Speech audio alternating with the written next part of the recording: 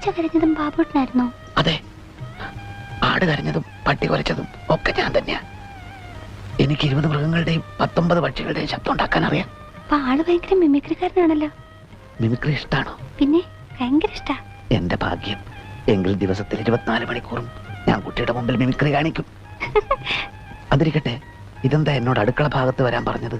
ഞാനിന്നും അടുക്കളയിലല്ലേ കിടക്കാറ്. ഓ, അതെനിക്കറിയില്ലായിരുന്നു. ഞാൻ പോലും അറിയാതെ എന്നെ ഇങ്ങനെ ഒരാൾ സ്നേഹിക്കുന്നുണ്ടെന്ന കാര്യം എനിക്കും അറിയില്ലായിരുന്നു. ആദ്യം ഒരു കത്തയച്ചിരുന്നു. അത് മേൽവിലാസം തെറ്റി. അത് ഒരു കണക്കിന് നന്നായി. സത്യം പറ, എന്നെ ഇഷ്ടമാണ്. എന്തൊരു ചോദ്യം അത്. ഇഷ്ടമല്ലെങ്കിൽ വരാൻ പറയൂ. എനിക്ക് വിശ്വസിക്കാൻ കഴിയുന്നില്ല. എന്നോട് ഇത്ര പെട്ടെന്ന് അടുക്കുമെന്ന് ഞാൻ കരുതിയില്ല.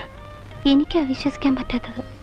ബാബുവിനെ ഇഷ്ടപ്പെടാതിരിക്കാൻ മാത്രം ഞാൻ അത്ര വലിയ ആളാണോ? പ്രായത്തിന്റെ കാര്യത്തിൽ എനിക്ക് ചെറിയൊരു സംശയം ഉണ്ടായിരുന്നു. എന്ത് പ്രായം?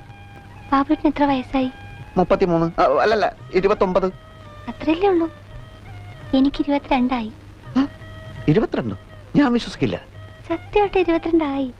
18 ആയതേ ഉള്ളൂ എന്നാണല്ലോ. കൃത്യനിഷ്ഠയുള്ള ജീവിതം ആയതുകൊണ്ട് വയസ്സ് കുറവേ തോന്നും. അതാ